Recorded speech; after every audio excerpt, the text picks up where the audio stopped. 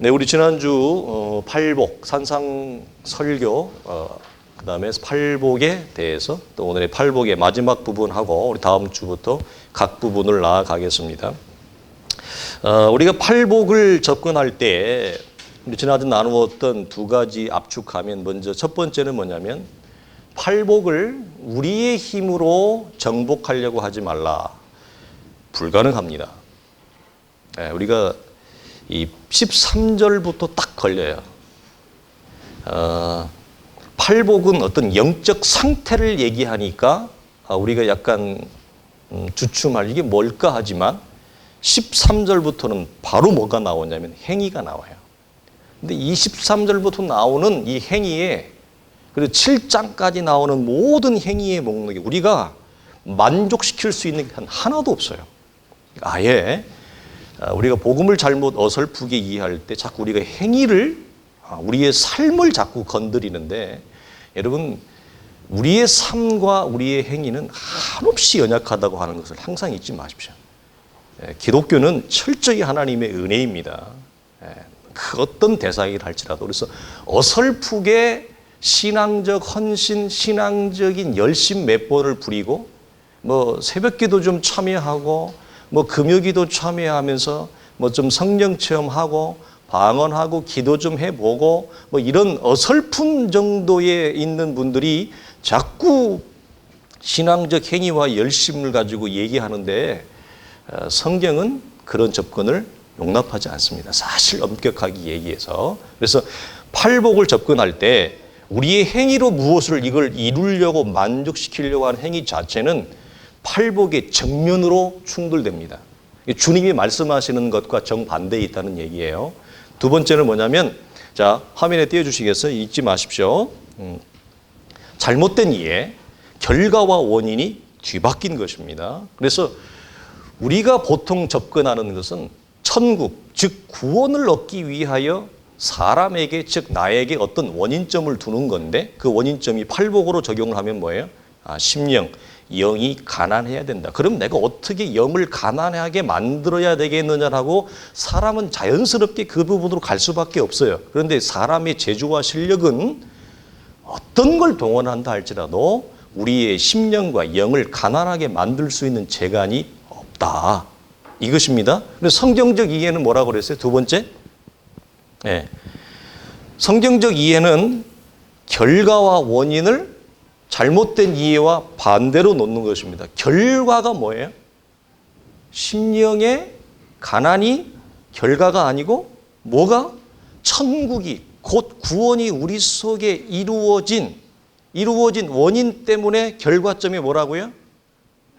하나님의 복이 우리 속에 이루어진 팔복의 상태가 이루어진 것을 얘기한다. 그래서 팔복은 어떤 것이 아니고 팔복은 우리가 만들 수 있는 원인이 아니고 하나님의 은혜로 우리에게 주어지는 결과점이다라고 하는 것. 진작 띄워줬어야지. 자, 그래서 우리가 이 두 번째 잘못된 접근과 성경적 접근을 잘 이해를 하시고 그래서 이 부분을 잠깐 적용을 하면 여러분에게 말씀드리는 것입니다. 자, 여러분 우리가 주일날 예배를 왜 드려요? 주일을 왜 지키죠? 주일 성수 예배를 왜 드려요? 기도는 왜 해요? 찬양은 왜 해요? 우리가 이 잘못된 접근으로 가면 어떻게 천국을 접근하기 위해서, 천국을 얻기 위해서, 천국을 소유하기, 다른 말로 하면 구원을 우리가 얻기 위해서 예배를 드리는 게 아니고 원래 성경적 원리와 일차적 선포가 뭐냐? 예배는 무엇이 확보된 자들, 무엇이 이루어진 자들, 구원과 천국이 이미 그 안에 이루어진 자들이 예배로 나아가는 거예요. 그래서 왜 우리가 아직 구원이 이루어지지 않고 신앙 고백이 이루어지지 않은 분들이 예배를 드리기가 그렇게 어려워하는지 여러분 이해를 하셔야 됩니다. 그러니까 너는 이렇게 예배를 자꾸 못 드려. 예배 때 애들이 막 견뎌하지 못하잖아요. 근데 그 애들만 그러는 게 아니라 어른도 어른이니까 좀 자기 절제를 가지고 참지만 굉장히 힘들어합니다. 예배를 드리는 게. 그리고 특별히 저 같은 말씀을 전하는 사람들은 그런 말씀을 받는 건 너무너무 힘들어 하세요. 왜 그렇죠? 그 안에 구원이 이루어지지 않았기 때문에 그래요. 천국의 소유함을 이루어지지 않았기 때문에 예배를 드린다거나 말씀을 듣는 데는 너무너무 고통스러운 것입니다. 그러니까 여러분 이해를 하십시오. 이해를 해주시고 그러면서 뭐 해요? 그들의 영혼을 위해서 기도하십시오. 구원이 이루어지도록 천국을 소유할 수 있도록 여러분 기도해 주셔야. 그래서 1차적으로 예배는 왜 드리느냐? 천국이 이미 이루어졌기 때문에. 우리 쉬운 말로 하면 무슨 말이에요? 이미 구원의 복과 천국의 복을 받았기 때문에 예배를 드리는 거예요. 그래서 기도하는 거예요. 근데 우리 식의 잘못된 이 팔복의 잘못된 접근으로 적용하면 뭐죠? 새벽 기도를 왜 해요? 우리가 보통 주일 성수를 왜 해요? 11조를 왜 하라고 그래요? 뭐 하려고? 주일을 지켜야 11조를 해야 새벽 제단을 쌓아야 뭘 받는다? 축복을 받는다. 이해되세요? 이게 잘못된 접근이라고요. 성경은 우리가 헌금을 왜 하느냐? 헌금을 왜 해요? 복을 받기 위해서 헌금하는 게 아니라 이미 천국이라는 복, 구원이라는 복, 영원한 생명이라는 영생의 복을 받았기 때문에 하나님의 자녀된 자의 표시가 뭐죠? 주일이고 예배고 기도고 11조고 그러는 거예요. 근데 우리는 이걸 역으로 뒤집어서 왜 주일을 지키고 왜 11조를 하고 왜 새벽 기도를 하느냐? 복을 받기 위해서. 뭐 복을 받았는데 뭘 또 받아? 물론 하나님이 허락하신 구원의 복이 있지만 하나님의 자녀가 이 땅 가운데 구원 이후에 하나님과 동행하는 아버지의 돌봄과 아버지의 베품과 붙잡음과 은혜 주심과 개입과 간섭의 차원의 복이 있다는 걸 우리가 모르는 게 아니죠. 그러나 성경이 말하는 원리는 뭐예요? 우리 속에 이미 이루어진 하나님의 구원의 엄청난 복 때문에 하나님의 자녀로서 가지는 기독교가 가지는 일반적인 행위의 차원을 우리가 당연히 하는 거예요. 그걸 해서 내가 복을 받아내기 위해서 하는 게 아니고, 그래서 한 걸음 더 나아가면 열심은 왜 부려요? 헌신은 왜 하죠? 충성은 왜 해요? 축복을 받기 위해서가 아니라 이미 하나님의 자녀된 자로서 가지는 세상이 줄 수도 없고 세상이 알 수도 없는 하나님의 자녀된 자의 복이 우리 속에 이루어진 자가 나타나는 게 뭐예요? 주의 교회와 주의 이웃을 향한 사랑과 섬김과 헌신과 충성이지. 복을 또 더 봐. 그 복은 또 어떤 복이야? 물질적인 복이죠. 철저히 물질적인 복이죠. 이 세상적 물질적인 복을 받기 위해서 헌신을 하라, 열심을 부려라, 주의 교회에 충성하라, 이런 식의 접근은 성경이 말하는 구조와 정반대에 있다라고 하는 거예요. 그러면 하나님의 사람들이 가지는 우리가 이 차원에서 헌신과 열심과 충성이 없는 게 아니라 구원이 이루어지고 천국이 이루어진 자들은 마땅히 뭘 해요? 헌신을 합니다. 아니, 구원이 이루어지고 천국이 들어온 자가 열심히 없다. 그건 말이 안 되는 거예요. 잘못된 구조로 헌신과 열심을 해서 세상적 내 정욕을 채우려고 하는 것이 문제이지, 성경이 말하는 정당한 열심과 충성과 헌신이 없냐? 아니죠. 이 부분을 여러분이 구별했으면 좋겠다라고 하는 것입니다. 자, 오늘은 팔복의 마지막 부분입니다. 제가 한 몇 가지로 간략하게 말씀드리고 싶어요. 자, 이 부분은 여러분들이 더 이상 이제는 혼동이 없었으면 좋겠어요. 성경이 가지는 아주 기본적인 것들입니다. 근데 아주 이런 기본적인 것들마저도 우리 시대의 어떤 성도들은 거꾸로 이해하고 있어요. 그러니까 평생 기복주의를 벗어나지 못하는 거예요. 평생 여호와를 우상으로 섬기는 걸 벗어나지 못하는 거예요. 그렇게 되면 제가 어떤 부작용이 나온다고 그랬어요? 신앙이 하나도 안 자랍니다. 여러분이 천국 가기 전에까지 예수 믿어도 신앙이 하나도 안 자라요. 왜? 하나님을 아는 게 하나도 없으니까. 기독교 신앙을 외형적으로 모방하고 따라하는 것에 그쳐버려요. 여러분, 율법으로는 의롭다 할 인생이 없다는 말이 단순히 구원에만 적용되는 게 아니라 구원 이후에도 마찬가지예요. 우리가 율법의 의로 우리의 신앙이 자라지 않습니다. 원리는 뭘까요? 우리의 생명 받음이 율법의 의로 이루어진 것이 아니라 하나님의 은혜와 복음으로 주어진 것처럼 우리의 구원 이후에 신앙이 자라는 것도 내 자신의 행위와 열심으로 자라지 않아요. 이 차원을 여러분 잘 보면, 그래서 이렇게 잘못된 구조로 가게 되어지면 평생을 예수 믿어도 기복주의와 여우와 우상, 그 다음에 행위에 속한 어설픈 율법주의가 뭔지도 몰라요. 근데 어설픈 율법주의를 따라해서 어설픈 행위를 흉내내는 흉내쟁이, 따라쟁이, 열심쟁이로 살다가 그냥 맨날 지풀에 쓰러졌다가 또 내가 또 이러면 안 되지 하고 또 좀 일어났다가 또 좀 부리다가 또 꺼지고, 이걸 평생을 반복한다고요. 정말 하나님을 사랑하고 하나님의 나라가 이루어진 자가 갖는 마음을 다하는 천국의 발걸음 가벼운 신앙생활을 못하고 맨날 자기 컨디션 따라, 자기 기분 따라, 자기 환경 따라, 어떤 때는 좀 매콤하게 좀 이 살구빛이 돌고 어떤 때는 완전히 또 썩은 사과 잿빛을 하고, 이 패턴을 평생을 반복한다고요. 그래서 따라쟁이, 열심쟁이, 흉내쟁이, 모방하다가 그냥 끝나요, 그냥. 이 잘못된 패턴에서 우리가 벗어나자는 얘기예요. 우리 사랑하는 성도들, 이렇게 예수를 믿어서는 아무런 유익함이 없어요. 그래서 이런 차원의 접근이나 가르침은 저는 좀 이제 그만했으면 좋겠거든요, 이게. 이런 얘기를 좀 안 했으면 좋겠어요. 왜냐하면 우리 성도들이, 아이고, 목사님 좀 그만하십시오, 이제 뭔 얘기하는지 뼛속까지 다 압니다, 이제. 예.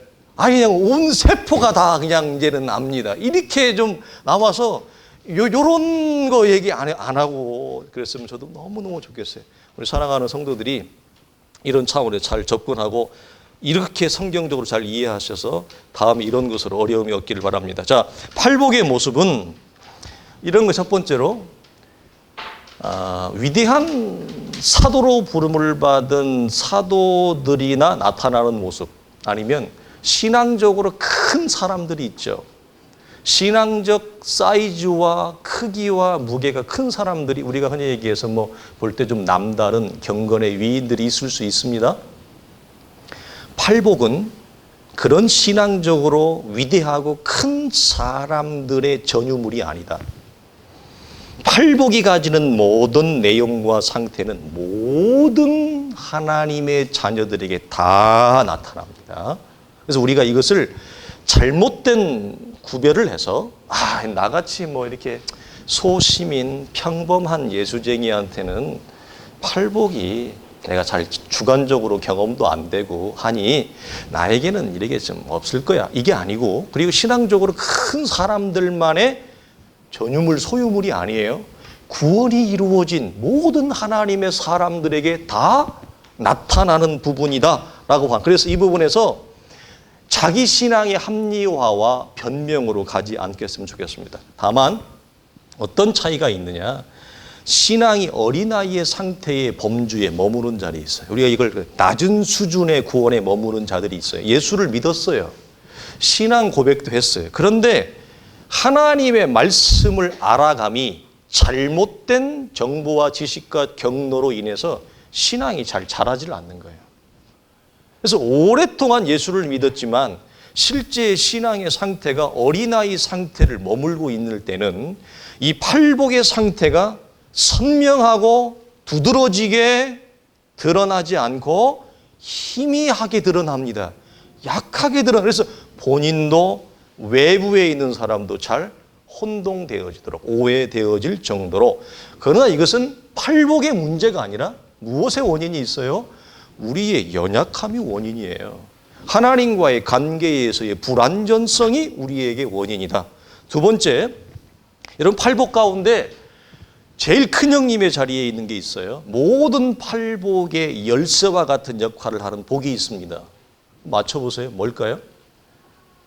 늘 믿음이 없으면 잘 찍으라 그래야 돼. 팔복 가운데 첫 번째가 뭐예요? 심령의 가난. 영의 가난이죠. 열쇠 역할을 하는 게 심령의 가난입니다. 여러분, 우리가 이성은 항상 논리적이라는 말을 씁니다. 이성과 논리는 같이 간다고 얘기하지만 이걸 더 뛰어넘는 게 있어요. 영적인 것이 훨씬 논리적입니다.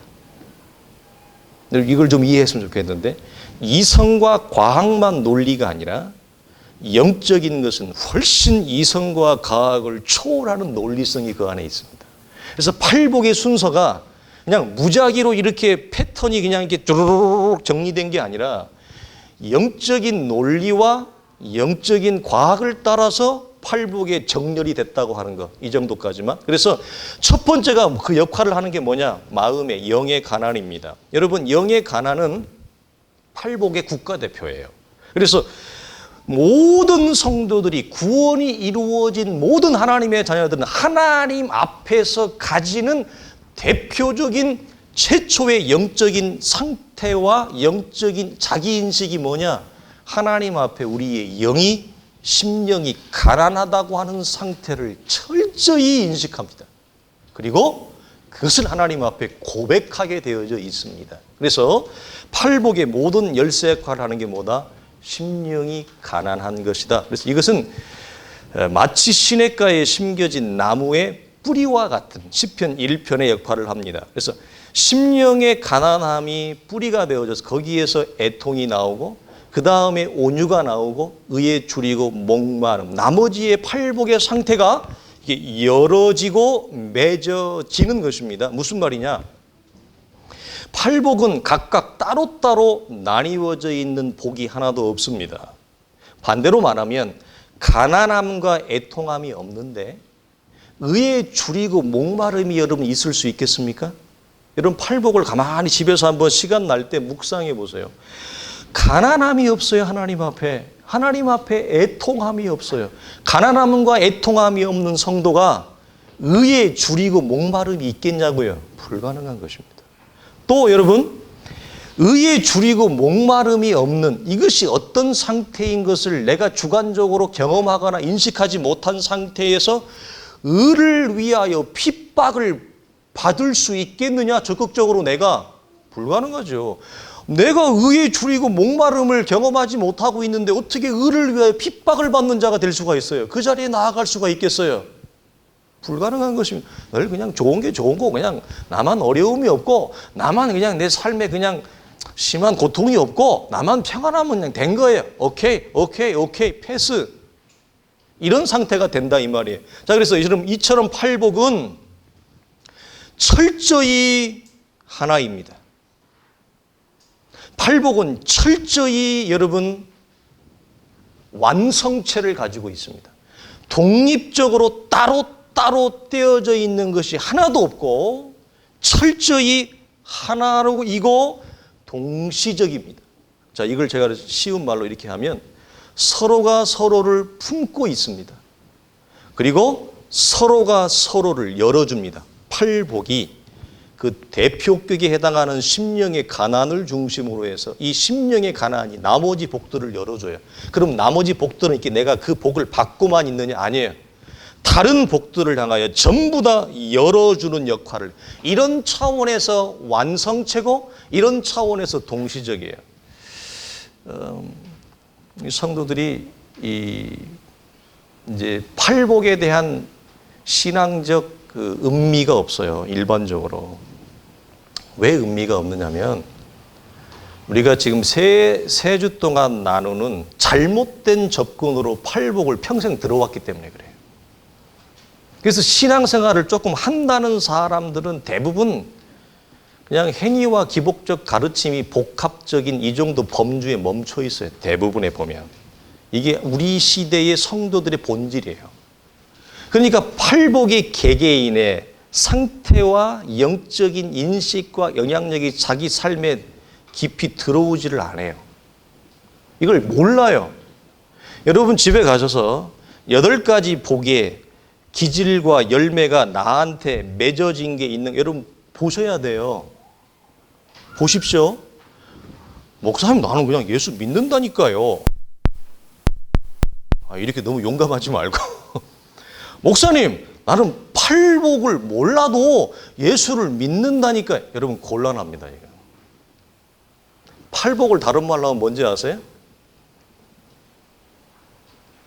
내가 정말 거듭났는지를 확인하는 최고의 필터링입니다.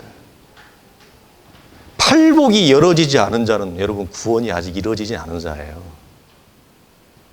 여러분, 이게 간단한 문제가 아니에요. 그래서 제자들이 앞에 있는 거예요. 무리들은 저 뒤에 있고. 팔복은 집에 가서 내가 여러분 내 신앙적인 내용에 이 팔복이라고 하는 열매와 복과 상태가 내 안에 여러분 주관적으로 내가 경험되어지고 있는가를 가만히 하나씩 하나씩 보세요. 그걸 우리가 묵상하면 뭘 경험할 수 있는, 이 팔복들은 전부 독립적으로 서로 쪼개져 있고 나뉘어져 있는 것이 아니라 전부 바늘과 이 바늘기와 코처럼 전부 하나로 연결되어져 있구나. 이게 복합적으로 우리 안에 나타나는구나를 묵상할 수 있어요. 무엇처럼? 성령의 9가지 열매처럼. 그렇죠? 이 부분을 여러분 잘 인식했으면 좋겠어요. 그래서 서로가 서로를 품고 있습니다. 서로가 서로를 껴안고 있습니다. 그러면서 서로가 서로를 열어줍니다. 마치 저는 이걸 묵상하면서, 이건 어디에도 없는 거예요, 사실. 제가 하나님 앞에 묵상하면서 이런 용어들이 떠올라서 적는 거예요. 살아가는 공동체가 유기적으로 서로가 서로를 어떻게 있어, 우리가? 가족이 서로 껴안고 있듯이, 가족이 가족을 서로 품어주듯이, 서로 열어주듯이, 살아있는 유기적 공동체처럼 성령의 이 열매와 팔복의 열매가 동일한 원리를 가지고 있다. 성경을 보면 볼수록 뭐냐면, 어쩌면 성경은 이렇게 나뉘어지는 것이 없고 전부 한 가지의 맥을 가지고 있는가를 이 발견을 하면서 감탄을 하게 되어집니다. 그렇게 많은 시간 속에, 그렇게 많은 상황 속에, 환경 속에 그렇게 많은 저자들이 하나님의 말씀을 기록했는데 너무나 한 가지의 관을 뚫고 있다. 참 놀랍습니다. 세 번째로는 여러분, 재미있는 영적 분별은 이런 것입니다. 여러분, 성도가 하나님을 알아감이 무르익어감에 있어서 팔복의 이 정도와 비율이 저마다 다를 수 있습니다. 이게 여러분 재미있는 영적인 특색이며 부별입니다. 여러분 경험하셨는지 모르겠어요. 이런 거예요. 어떤 성도는 궁율의 팔복 가운데서 궁율의 정도와 수치가 높습니다. 상대적으로 무엇에 비해서? 의에 줄이고 목마름보다 높아요. 또 어떤 성도는 청결함이 수치가 높아요. 이게. 근데 반대로 그거에 비해서 의에 줄이고 목마름은 낮은 수치와 정도를 가질 수 있어요. 팔복의 정도와 수치와 범위가 동일하지 않고 나타나는 기질과 하나님과의 관계와 정도에 따라 각각의 팔복의 수치와 정도의 범위가 뭐죠? 다를 수 있다. 좀 다르게 나타날 수 있다. 그럼에도 불구하고 팔복은 하나이다. 잊지 마십시오. 그럼에도 불구하고 팔복의 열쇠가 되는 것은 심령의 가난이다. 자, 마지막으로 네 번째는, 팔복은 여러분 그 어느 것 하나 좀 묵상을 좀 많이 했으면 좋겠어요. 천성적으로 부모의 혈통적으로 내가 물려받은 열매나 상태나 복이나 기질이 하나도 없어요. 이걸 팔복의 특별히 이렇게 온유함 같은 거, 궁율함, 우리가 오해를 해요. 그래서 이걸 우리 아버지도 온유했으니 그 온유함의 기질을 자식이 물려받았다. 우리 아버지는 막 불의를 보면 못 참는 성격인데 그 불의를 보면 못 참는 기질을 내가 물려받았다. 이렇게 오해할 수가 있는데, 팔복은 그 어느 것 하나 혈통적으로 유전적으로 부모로부터 천부적으로 물려받은 것이 하나도 없습니다. 이게 무슨 말일까요? 물려받은 거라면 팔복을 우리가 이미 이룰 수 있다는 얘기예요. 무엇 없이도. 성령에 거듭나게 하는 역사가 없이도. 그러면 팔복이 아니죠. 저 오래된 책방에 있는 고전 소설에 불과한 것입니다. 그래서 우리가 사랑하는 성도들이 기억하실 것은 팔복의 상태는 오직 성령으로 그리스도와 함께 새롭게 거듭나게 하시는 역사의 결과물로 우리 속에 주어진 영적 상태와 인식과 자각이지 천성적으로 여러분 물려받은 기질이 하나도 없다라는 거예요. 로마서로 말하면 첫사람 아담의 본성에 속한 것이 하나도 없습니다. 예수 그리스도로 말미암아 새롭게 창조함을 받은 자들의 전유물입니다. 이 양자의 대조와 이 세계를 우리 성도들이 혼동하지 않았으면 좋겠고요. 어떤 분들은 팔복이나 성령의 9가지 열매가 타고난 우리의 기질이나 성향으로 이해하는 분들이 있을 수 있어요. 그러나 전혀 그렇지 않다. 그래서 우리의 타고난 본성과 기질은 여러분 이거 어때요? 우리가 늘 매일매일 매순간 경험하는 거예요. 우리의 타고난 본성과 기질은 철저히 그렇게 본능에 충실할 수 없습니다. 우리의 타고난 기질과 성질은 너무너무 본능에 충실합니다. 그래서 그 충실한 열매가 뭐예요? 매우 육체적이고 매우 동물적이고 매우 물질적입니다. 이 세 가지로 표현하겠습니다. 풀어서 말하지 않겠습니다. 풀어서 말하면 막 마음이 아플까 봐. 우리의 여러분 이 타고난 우리의 성향과 기질은 정말 본성에 충실해요. 너무너무 본성에 충실해서 동물적이에요. 그러지 않습니까? 그리고 지나치게 육체적이고 지나치게 물질적입니다. 이거 언제 우리가 여러분 벗어날 수 있을까요? 그러나 우리가 팔복의 요소를 보면 물질적이다, 육체적이다, 동물적이다, 본능적이다 있어요, 없어요? 없어요. 그래서 우리 사랑하는 성도들 이 부분을 혼동하지 않기를 바라고요. 그래서 우리 중 누구라도 이 팔복이 보이는 영적인 상태와 타고난 본성적 기질이 비슷해 보이는 사람이나 아니면 똑같이 일치하는 사람은 단 한 사람도 없습니다. 여러분 혼동하지 않기를 바라요. 예를 들어 이런 거예요. 천성적으로 여러분 온유해 보이는 사람이 있죠? 있죠? 또 천성적으로 여러분 불의를 보면 못 참고 막 정의를 위해 막 앞장서는 사람이 있어요. 천성적으로 어려운 사람 그냥 못 보고 도와줘야 되는 사람이 있어요. 요즘은 참 이런 것도 희미합니다만 여러분 이런 걸 보고 사람들이 오해를 해서 천성적인 기질 그리고 팔복의 기질과 같거나 아니면 최소한 적어도 우리에게 천성적 기질이 좋으면 팔복의 기질도 유리할 거라고 생각을 하는 거예요. 그래서 생각을 해요, 안 해요? 우리 일반적인 생각을 하는데 그건 성경이 말하는 우리 안에 이루어지는 구원과 새로운 창조를 성경적으로 잘 이해를 못하셔서 그럽니다. 여러분, 우리 성도들은 어떻게 생각하시는지 모르겠어요. 우리는 전자보다 후자 쪽에 점수를 주고 싶어요. 왜? 그게 나한테 쉽거든. 그렇게 하는 게 나한테 유리해. 근데 저는 개인적으로 후자를 택해도 팔복의 기질과 내 기질이 같은 게 하나도 없는 것 같아. 후자를 택해도 내 기질과 성향은 팔복을 맺는데 도움을 주거나 유리함을 주는 게 하나도 없는 것 같아요. 차라리 그냥 없고 꽝인 게 나는 더 맞다, 좋다 그렇게 생각을 해요. 여러분 예를 들면 우리는 온유를 이렇게 생각해요. 온유가 뭐예요? 이름 온유라고 짓는 사람들도 많은데 자기 자녀의 이름을 성질을 부리지 않는 걸 우리는 대표적으로 온유라 생각합니다. 자, 물어봐요. 오늘 주일 아침인데 한 주간까지 안 가고 솔직히 손 들어봐, 속으로. 오늘 아침에 남편한테 성질 부른 사람들 손 들지 마요. 손 들지 마. 내가 놀래니까. 자, 오늘 아침에 아내한테 성질 부린 사람들. 오늘 아침에 부모님한테 성질 부린 사람들. 자식한테 뒤에 보면 나가라, 이 바보야. 자식한테 성질 부린 사람들. 우리는 성질을 안 부리고 성인 군자 같은 것을 온유라고 생각해요. 성경은 누가 그러디? 그래요, 예수님이. 모세는 너희에게 일렀으니와 나는 너희에게 이르노니, 이 말이에요.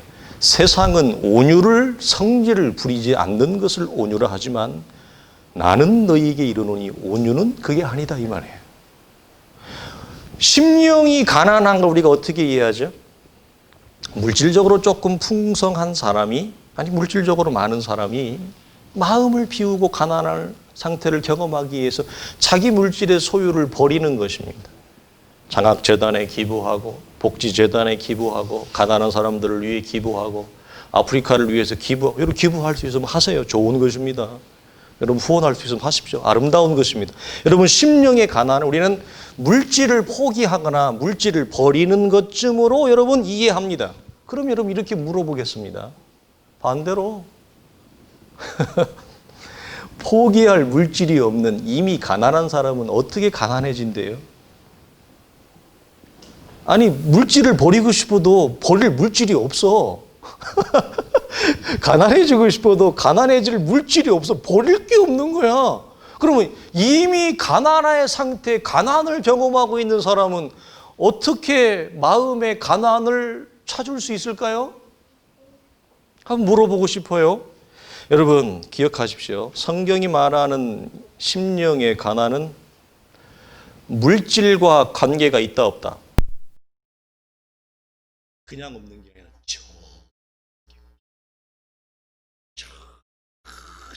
아무런 관계가 없어요. 물질의 많음과 적음과 아무런 관련이 없습니다. 여러분 반대로 말하면 물질은 우리의 심령의 가난에 플러스 마이너스가 되어지지 않을 뿐만 아니라 기억하십시오. 신앙 성장의 재료가 절대 되어지지 않습니다. 일반적인 사고가 우리를 지배할 때 가난은, 고생은 그 사람을 성숙하게 해서 그 성숙이 어디에 영역으로 미친다? 신앙의 영역에도 그 사람이 굉장히 성숙하게 할 거라고 생각하지만 여러분 성경은 가난 자체를 아름다운 미덕이라고 얘기하지 않습니다. 혹시 우리 가운데 어릴 때 가난을 겪어보셨어요? 혹시 우리 가운데 가난을 여러분 지금 맛보고 있는 분이 있어요? 가난은 미덕이 아닙니다. 무슨 가난이 미덕입니까? 여러분 가난은 더더욱이 경건의 재료는 더더욱 아닙니다.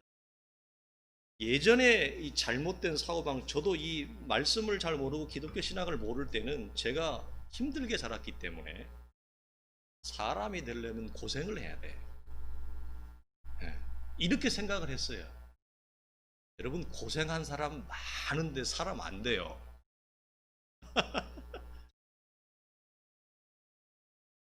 고생이 사람을 만드는 인성의 열쇠 역할을 하지 않고 가난이 우리의 신앙의 경건의 성장의 재료가 되어지지 않습니다.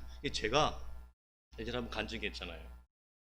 오카노 목사님, 하용조 목사님, 그다음에 그 대화, 동시대에 살았던 목사님 중에 유일하게 참 교회가 한국교회 이름이 날려진 대형 교회이고 차기 계승을 아주 잘한 교회가 있어요.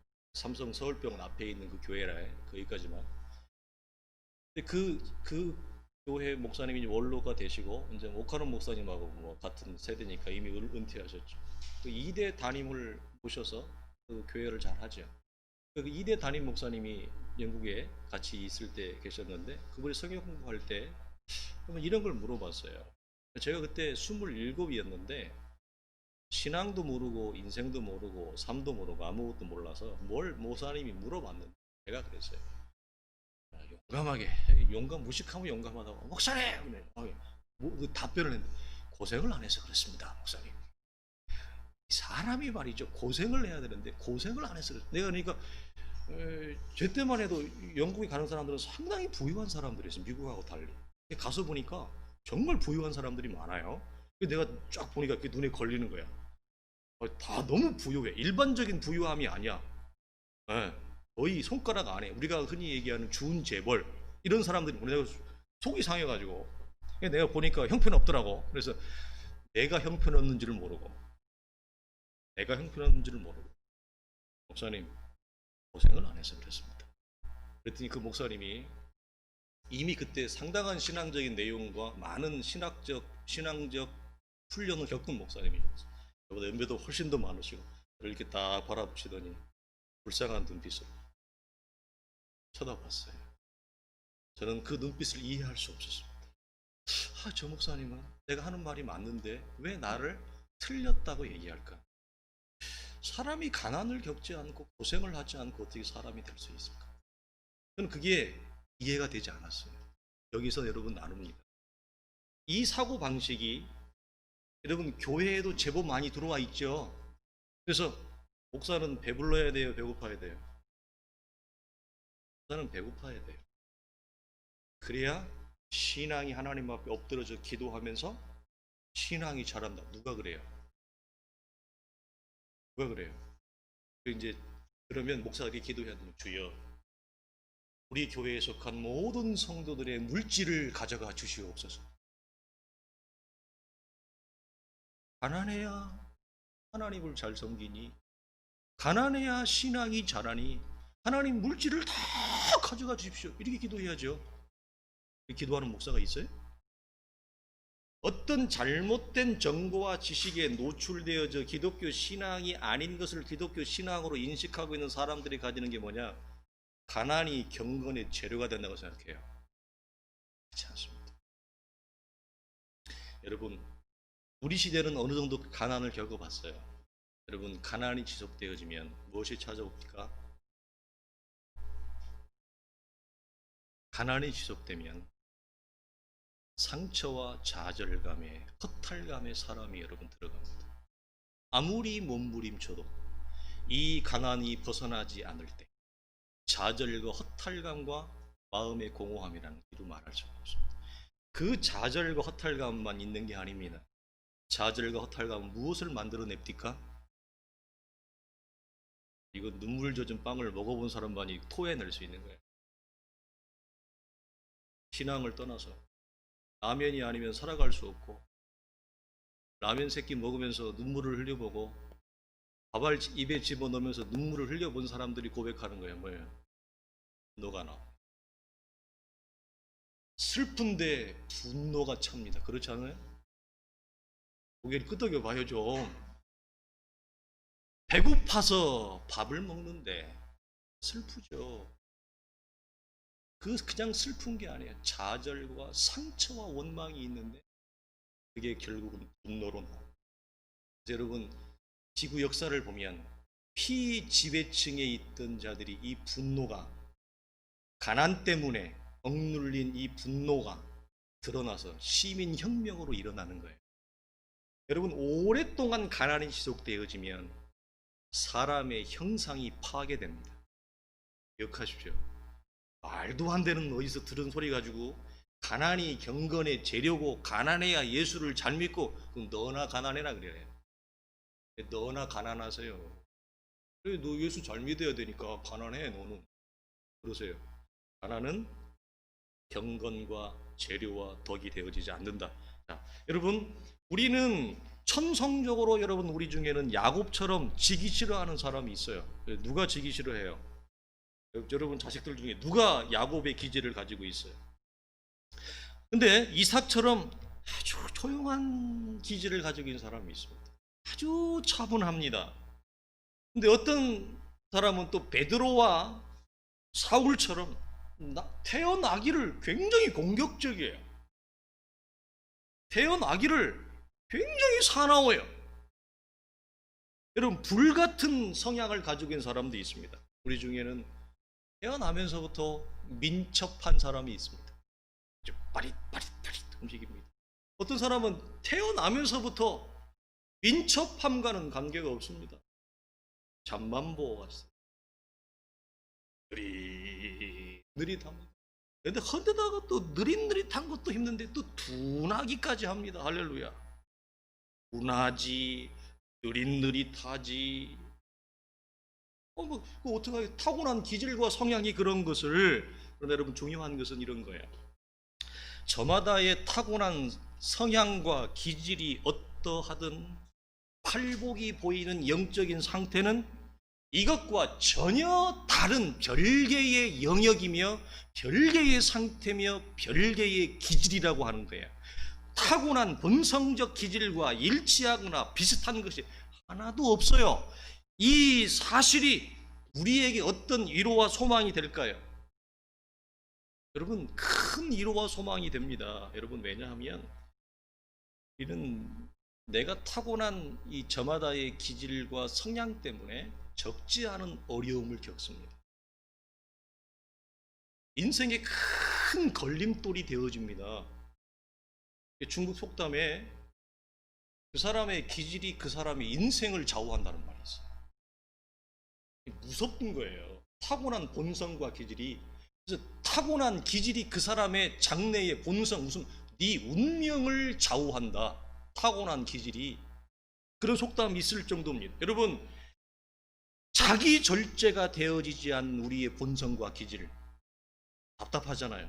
나도 어찌할 수가, 나도 제어가 안 돼. 여러분, 우리의 이 제어가 되지 않은 기질과 성향은 자신에게는 좌절과 분노를 일으키고 타인에게는 아픔과 상처를 유발합니다.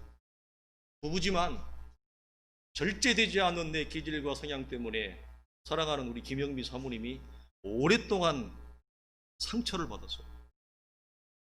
실제로 내가 고백을 하는데 제 기질이 좋은 기질이 아니에요. 타고난 성향이 좋은 성향이 아니에요. 우리 아내가 얼마나 많이 고통을 받았을까. 우리 자녀들도 마찬가지. 내 기질과 성향은 참으로 불우한 거예요. 참 괴로운 거예요. 그래서 저에게도 좌절을 주지만 아내가 자녀들이 상처를 받는다는 걸 알지만 절제가 안 돼요. 타고난 기질과 성향이 절제되어지지 않아 아내에게, 이웃에게, 자녀에게 향할 때 그들이 받을 상처와 아픔이 여러분 얼마나 크겠어요. 그렇죠? 근데 이걸 알지만 절제가 안 됩니다. 우리가 죄를 알지만 브레이크가 안 걸리는 것처럼 내 기질과 성향이 다른 사람을 힘들게 한다는 걸 알지만 브레이크가 안 잠겨요. 그래서 우리에게 이 타고난 기질과 성향은 어려움과 고통을 유발한다는 거예요. 그런데 팔복이 주는 우리에게 위로와 소망이 뭐냐? 이 타고난 기질이 어떠하든지 간에 팔복은 그리스도 안에서 성령으로 말미암아 새롭게 주어지는 영적인 기질과 상태와 열매를 말하므로 이 팔복이 첫사람 아담의 본성에 속한 이 기질과 성향을 대체할 수 있는 하나님의 나라에 구원을 얻은 하나님의 자녀들이 가지는 8가지의 기질과 특징이라고 하는 면에서 우리에게는 소망이 있는 것입니다. 여러분 사도 바울이 여러분 어떻게 생각하세요? 우리 위대하다고만 생각하지만 여러분 타고난 기질이 사도 바울은요 엄청나게 교만한 사람이에요. 사도 바울은 여러분 타고난 기질이 매우 공격적인 사람이에요. 그래서 그가 스데반을 죽이며 초대교회를 핍박하는 데 앞장선 그 기질이 어디 가겠어요? 그가 여러분 왜 그 뒤에 서신해서 자신의 이력들을 자랑하는 데 있어서 반복적으로 양해를 구하는지 아세요? 그는 자랑할 게 너무 많은 사람이에요. 가문적으로, 혈통적으로, 학력적으로 자랑할 게 너무너무 많은 사람이에요. 그는 여러분 타고난 본성과 기질이 교만한 사람이었습니다. 초대교회를 핍박하는데 앞장선 공격적인 거센 사람이었습니다. 그래서 하나님 앞에 그 쓰임받은지도 모르겠습니다. 그런 그가 여러분 복음이 들어와서 어떻게 변화됩니까? 심령이 가난한 자의 상태로 변화시키는데 그의 서신에서 이렇게 얘기해요. 나는 죄인 중에 괴수다. 나는 만삭되지 못한 자로다. 나는 지극히 작은 사도 중에 더 작은 사도니라. 타고난 기질과 성향이 너무 교만하고 나보다 못 배우고 나보다 가지지 못하고 나보다 혈통적으로 뒤진 자는 사람 취급하지 않았던, 그래서 잘못된 도를 전하는 것처럼 보이는 초대교회의 무리를 향해서 거침없이 공격하고 수데반을 죽이는데 앞장서며 초대교회를 무너뜨리는데 앞장섰던 그런 공격적인 사람이 이렇게 변화되는 거예요. 심령이 가난한 자로 온전히 새롭게 되는 거예요. 타고난 본성과 기질이 어떠하든지 간에 복음은 성령 안에서 그를 가난한 자로 만들어 이런 위대한 고백, 나는 지극히 작은 사도 중에 가장 작은 자니라, 죄인 중에 개수, 나는 만삭되지 못한 자 중 팔싹둥이라. 무슨 말이에요? 나는 한참 모자란다, 한참 모자란다, 이런 고백을 하게 되어지는 것입니다. 여러분, 모세는 애굽의 관원을 죽일 정도로 여러분 성격이 불같았던 사람입니다. 성격하면 모세입니다. 성격이 불같았어요. 왜 여러분 하나님이 모세를 미디안 광야에서 다 늙어 온몸에 힘이 빠질 때까지 여러분 양의 똥을 치우게 했을까요? 배설물을 치우게 했을까요? 모세의 힘을 빼는 것입니다. 그게 불같은 기질과 성격을 빼는 것입니다. 그래서 모세가 어느 때까지 나는 이제 아무것도 할 수가 없습니다. 그 상태에 이르기까지 하나님이 미디안 광야에 모세를 여러분 들어 넣은 것입니다. 몰아 넣은 것입니다. 그런 모세, 불같은 모세를 신명기에 가면 뭐라고 주님이 모세에 대해, 내 종 모세는 지면에 있는 모든 자보다 무엇이 더 승하니라? 온유함이 승하니라. 여러분, 모세가 타고난 기질은 온유함이 없어요. 무슨 온유, 사람을 죽이는 기질인데 무슨 온유를 논해요? 그런데 그런 자가 복음으로 말미암아 하나님 안에서 어떻게 바뀐다고요? 내가 알기로 모세보다 지면에 온유함이 승한 자가 없다. 누가 평가해 주시는 거예요? 모세 자신이 아니라 하나님이 그렇게 말씀하시는 거예요. 복음은, 하나님의 은혜는, 하나님의 역사는 우리의 타고난 기질과 성향이 어떠하든지 간에 복음 안에서 새로운 사람으로 변화시킨다. 위대한 하나님의 성품과 영적인 자료를 이끌어 가더라, 이거예요. 그래서 이 팔복이 우리에게 무엇이 된다? 위로가 된다, 소망이 된다. 누구와 같은 자도, 저 같은 자도, 사랑하는 성도들의 기질이 어떠하든지 간에 우리는 팔복의 자리로 올라갈 수 있습니다. 왜? 이 안에 이미 구원이 이루어져 있기 때문에. 그 은혜를 우리 사랑하는 성도들이 다 누려서 복음의 정상, 팔복의 정상에 올라가고 누리기를 주님의 이름으로 간절히 축원합니다. 기도하겠습니다. 아버지 하나님, 감사합니다. 팔복의 정상을 경험하는 교회가 되게 하여 주시옵소서. 팔복의 축복을 누리는 성도들이 되게 하여 주시옵소서. 우리 주 예수 그리스도의 이름으로 간절히 기도하옵나이다. 아멘. 이제는 우리 주 예수 그리스도의 은혜와 우리 하나님의 크신 사랑과 성령의 감화감동하시며 새롭게 하시며 창조하시는 은혜와 은총이 저마다의 기질과 성향은 하나님 앞에 장애물이 되어지며 하나님 앞에 죽어야 될 배설물인 것을 알고 오직 성령 안에서 새롭게 지음을 받은 팔복의 상태와 성령의 9가지의 열매와 베드로가 얘기하는 신의 성품에 참여한 자의 열매를 소망하며 내 삶에 그 하나님의 자녀된 자의 열매를 누리며 그 열매로 하나님 앞에 영광을 올리며 많은 이들을 살리며 많은 이들을 따뜻하게 하며 다른 이들을, 우리의 이웃을 헌신하며 그들을 사랑하기를 원하는, 사랑하는 온 성도들의 새로운 영적인 열매와 상태 위에, 사랑하는 자녀들의 동일한 머리 위에 이제로부터 영원토록 항상 함께 있을지어다. 아멘.